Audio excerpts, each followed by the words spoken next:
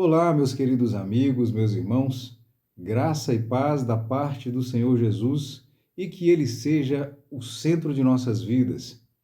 Você percebeu que já chegamos na lição de número 9 deste trimestre? Parece que o tempo está cada vez mais rápido, não é verdade? Essa impressão que nós temos talvez desperte em nós o senso de urgência, talvez. Urgência em viver a palavra de Deus, urgência em pregar a reconciliação e a esperança. Esse que é o tema da lição desta semana, baseada ainda no primeiro capítulo de Colossenses. Vamos pedir a orientação do Espírito. Bom e eterno Pai que estás nos céus, agradecemos ao Senhor pela oportunidade que temos de ainda estudarmos a Tua palavra em boas condições. Que Teu Espírito Santo possa preencher os nossos corações, nossas mentes, para que venhamos, além de compreender a Tua palavra, colocá-la em prática em nossas vidas. Te rogamos em nome de Jesus. Amém. O verso para memorizar vem trazendo a mensagem: aquele que não conheceu o pecado, Deus o fez pecado por nós para que nele fôssemos feitos justiça de Deus. Esse verso é um resumo de toda a Escritura e também do objetivo da Escritura. A encarnação de Cristo só tem sentido do ponto de vista funcional. O pecado entrou no mundo e profanou a raça humana que agora necessita de um Salvador. O homem não é capaz de solucionar o problema do pecado, até porque esse mal surgiu tempos antes dele e nas regiões celestiais. O pecado é algo estranho que surgiu na mente de Satanás e ganhou vida com sua afrontosa hoste que desafiou o Todo-Poderoso. Então, apenas um ser sobre-humano poderia aplacar a ira de Deus e vindicar o seu caráter. O Espírito Santo orientou o escritor de Hebreus a declarar que sem sangue não há remissão de pecados, e ainda que o sangue de touros e bodes não pode satisfazer a exigência divina. Nem mesmo o sangue do próprio Adão seria a solução, pois ele conheceria a morte em definitivo, e o pecado ainda seria um problema na terra. Apenas o sangue de Cristo seria suficiente para, por meio dele, reconciliar consigo mesmo todas as coisas, tanto as que estão na terra como as que estão nos céus. Nesse verso que nós mencionamos, Colossenses 1:20, nós podemos perceber que o céu representa o alcance cósmico dessa reconciliação. Já no verso 21, o enfoque se torna mais pessoal e individual. Mas a oportunidade que temos de permanecermos reconciliados com Cristo depende do nosso comportamento, que deve ser o reflexo dele mesmo, o reflexo de Cristo. Esse comportamento é a demonstração do exercício da nossa fé. O processo de reconciliação individual é destacado nos textos bíblicos escolhidos para o estudo desta semana. Uma vez mais, reconciliação devida unicamente aos méritos de Cristo. A lição de domingo traz o título Reconciliados de Obras Más. Leia Colossenses 1, 21 e 22. O que significa dizer que estávamos separados de Deus e éramos inimigos dele? O que a morte de Cristo obtém por nós? Veja também Efésios 5, 27. A tradução na Nova Versão Internacional traz a expressão separados de Deus. Mas em outras traduções nós temos o termo estranhos. E esse adjetivo se refere àquele que pertence a outra província, que não é do corpo dos membros da Igreja de Cristo. Já com relação à segunda expressão, a tradução da Almeida Corrigida Fiel traz para a gente inimigos no entendimento. A palavra grega aqui é dianoia, e de acordo com Champlin, Paulo usa a palavra para assinalar aqueles que se acham alienados de Deus, sendo inimigos do Senhor em todo o seu intelecto ou processo mental que naturalmente evolui para equivocadas e depravadas práticas físicas. Embora Paulo estivesse combatendo as ideias do gnosticismo e se referindo aos colossenses porque eles estavam anteriormente entregues a esse pensamento, a extensão dessa separação e inimizade pode muito bem ser aplicada a toda a raça humana, porque não há em nós uma disposição natural em obedecer. Mas como fez com Adão, com Caim, com o inconformado Jonas, por exemplo, Deus continua nos convidando a assumir um relacionamento pessoal com Ele, o que obviamente se traduz em inimizade com Satanás, com o nosso inimigo. Na segunda parte do estudo de hoje, o autor diz que as teorias modernas e complicadas acerca do Evangelho fazem com que o significado prático para a vida se perca. Então ele faz a divisão do Evangelho em 3 partes principais, as quais menciono com minhas próprias palavras: a encarnação, vida e morte de Jesus em nosso favor. A segunda parte, seu sacrifício nos justifica de todo pecado quando o aceitamos. E a terceira, se de fato ele vive em nós, nossa vida muda drasticamente. O pastor Amin Rodor, durante suas excelentes aulas de Cristologia e Novo Testamento no seminário do UNASP, repetia algumas vezes que Cristo não veio pregar o Evangelho porque Cristo é o Evangelho. Ele é a boa nova de vida e salvação. Quando nos aproximamos dele e desenvolvemos a intimidade com ele, nossa vida passa a ser a dele. O autor da lição diz que o fundamento de nossa fé sempre está na morte de Jesus e sempre precisamos voltar a esse fundamento. Ainda mais importante que isso, contudo, é lembrar da ressurreição e mantermos comunhão com o Cristo ressurreto. Segunda-feira traz o título Se Permanecer na Fé. Leia Colossenses 1:23. O que você entende sobre permanecer alicerçados e firmes na fé? Particularmente, eu considero que as palavras fora das aspas são as mais importantes na construção da frase, quais sejam permanecer e fé. A palavra grega que eu gostaria de destacar no verso é epímeno, que além de permanecer, significa continuar, habitar e a minha preferida, perseverar.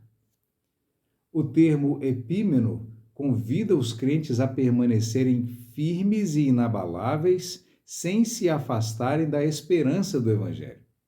Aqui, Epímeno destaca a perseverança como a evidência de uma fé autêntica.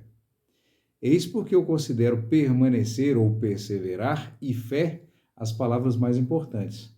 A fé que, para se desenvolver, demanda exercício e tempo.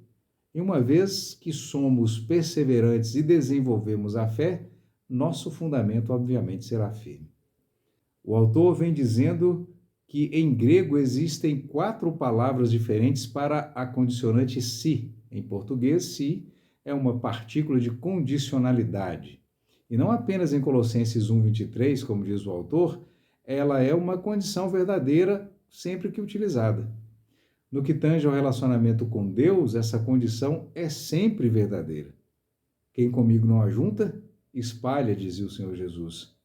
Então, o encorajamento de Paulo é necessário porque, mesmo que ele já tinha observado a firmeza da fé dos crentes de Colossos, a esperança deles, e não só a deles, mas a minha e a sua também, essa manutenção ainda depende de nossa perseverança na fé. Quanto a outros exemplos que o autor usa para destacar a perseverança, eu oriento você a que leia o parágrafo, mas são meros exemplos do uso. O que importa de verdade é que você entenda a ideia aqui tratada e persevere. Agora o autor adianta um assunto da próxima semana, que são algumas ideias judaizantes que insistiam em rodar a igreja. A igreja de Colossos sofreu sob o ataque de várias filosofias distintas. Nós já falamos a respeito do gnosticismo, mas é preciso lembrar que a igreja de Colossos não era formada apenas por gentios, mas também por judeus que já haviam se estabelecido na cidade anteriormente. Paulo estava preocupado com o risco de os colossenses se desviarem buscando soluções humanas para sua própria salvação. Ao contrário da ideia popular de que uma vez salvo, salvo para sempre, Paulo deixou claro que a salvação exige perseverança no exercício da fé. Sobre esse exercício de fé ou da fé, eu destaquei na primeira lição do trimestre passado, quarto trimestre de 2025, a descrição da ideia bíblica da fé. Nós vamos deixar o link do vídeo aqui para você. Por favor, veja ou reveja nosso desenvolvimento do assunto a partir do minuto 8 e o segundo 45. Se for possível, veja agora e depois retorne a partir daqui. Terça-feira traz o título O Plano Eterno de Deus. Leia Colossenses 1, 24 e 25, o que Paulo escreveu sobre o sofrimento que experimentava por causa de Cristo. A palavra grega aqui para regozijar, que é como começa o verso, é o verbo kairo. No Bible Hub, nós temos que o verbo kairo e suas formas cognatas aparecem 74 vezes no Novo Testamento grego, variando de saudações imperativas, como alegrem-se ou saudações, a descrições de profunda alegria inspirada pelo Espírito. A essa altura do capítulo, já feita a introdução da carta e os votos de graça e paz, está claro que o sentimento de Paulo com relação aos seus próprios sofrimentos em nome do Evangelho era dessa profunda alegria inspirada pelo Espírito Santo. Você se lembra que, assim como Filipenses, a carta aos Colossenses é também uma das cartas da prisão, nós vimos na primeira lição. Apesar dos tormentos físicos sofridos por Paulo, o autor tem razão em dizer que ele sofria por não pregar o Evangelho de casa em casa. Mas, ainda mais importante que isso, ele não podia cuidar pessoalmente de suas ovelhas. Apesar da série de sofrimentos físicos e assédio moral que ele sofria dos apóstolos, os ditos colunas da igreja, Paulo é enfático em 2 Coríntios 11, 28, ao dizer que, além das coisas exteriores, me oprime cada dia o cuidado de todas as igrejas. Ainda assim, esses sofrimentos ou tribulações de Paulo não podem ser comparados com a glória a ser revelada em nós, diz o autor da lição. Paulo disse aos colossenses que se alegrava em seus sofrimentos, que eram para o benefício deles. Eu digo, na verdade, para o meu, o seu, para o nosso benefício. Paulo escreveu a Timóteo dizendo que a palavra de Deus não está algemada. Relembrando algumas cartas da prisão, na casa de César, ou sua primeira prisão em Roma, ele escreveu, além de Colossenses, a carta aos Filipenses, a carta aos Efésios e a carta a Filemão. Durante um período de cerca de 3 a 5 anos de liberdade, ele escreveu a primeira carta a Timóteo e a carta a Tito. Já na última prisão em Roma, ele escreve então 2 Timóteo. Agora, apenas como orientação, não há consenso entre os teólogos mais proeminentes sobre a autoria de Hebreus. Essa definição e consideração nossa vem dos escritos de Ellen White. Agora, o autor menciona uma palavra utilizada por Paulo no verso 25, que é a palavra oikonomia, geralmente traduzida como dispensação, responsabilidade e mais, administração, gerenciamento e até mordomia. Ou seja, como o Senhor Deus organiza as coisas. Todos os ministérios proféticos e apostólicos, como vemos na Bíblia, foram determinados e orientados pelo próprio Pai das Luzes para dar pleno cumprimento à sua vontade descrita em sua palavra. Paulo reconhecia que seu ministério era apenas uma pequena parte do plano divino, muito antes da fundação do mundo, esse plano foi estabelecido. Lição de quarta-feira traz o título O Mistério de Deus é Revelado. Leia Colossenses 1, 26 e 27. Paulo mencionou 2 vezes o mistério. Que mistério é esse? Como eu disse na lição de domingo, o pastor Amin Rodor diz que Cristo não veio pregar o Evangelho porque Cristo é o Evangelho, as boas novas. Aguardado entre os judeus e agora revelado aos gentios, Paulo destaca no fim do verso 27 esse mistério que é Cristo em nós. Cristo é um mistério em todos os aspectos de sua existência, desde seu nascimento virginal até a ressurreição dentre os mortos. Na sequência, o autor nos diz que o mistério fora predeterminado para a nossa glória antes do princípio das eras, antes da fundação do mundo e guardado em silêncio desde os tempos eternos, mas finalmente revelado e cumprido no ministério do Senhor Jesus Cristo. Como os textos abaixo sobre o ministério de Paulo nos ajudam a entender diferentes aspectos do plano da salvação? Os versos falam da reconciliação entre o céu e os homens através de Cristo. Não apenas os judeus, mas também os gentios, pois somos todos uma só criação de Deus. De fato, é impossível para a nossa compreensão humana entender como um ser divino se entrega voluntariamente à humilhação para a redenção de uma raça caída. Mas sabemos do porquê disso. Cristo morreu por todos para que os que vivem não vivam mais para si mesmos, mas para aquele que por eles morreu e ressuscitou. A expressão Cristo em vocês, encontrada em Colossenses 1:27, está diretamente ligada a Efésios 3:17, que diz: a presença de Cristo habitando em nosso coração pela fé. Na sequência, o autor fala de modo figurado sobre mesmo agora nos assentarmos nas regiões celestiais. Sim, os salvos se assentarão nas regiões celestiais, mas ter essa sensação agora é algo que flerta com o esoterismo. Cuidado. A lição de quinta-feira traz o título O Poder do Evangelho. Essa lição de hoje nos fala sobre educação do ser humano. Apenas a título de curiosidade, ou talvez podemos ir além, a palavra grega para poder é dynamis, de onde vem a palavra dinamite. Embora alguns pregadores rejeitem o uso da palavra por lembrar a violência de uma explosão, na verdade, é essa a verdadeira influência do Evangelho. Por exemplo, Paulo considerou todas as vantagens materiais de sua vida como refúgio. A transformação na vida dele pode ser sentida como a destruição total do seu ser anterior para a construção da nova vida dele em Cristo. Então, creio que dynamis, enquanto dinamite, explosão, seja de fato um termo muito adequado para o poder do Evangelho na vida de uma pessoa convertida. Leia Colossenses 1, 28 e 29. Qual é o foco de Paulo? Por que ele utilizou a expressão todos, cada um e cada pessoa?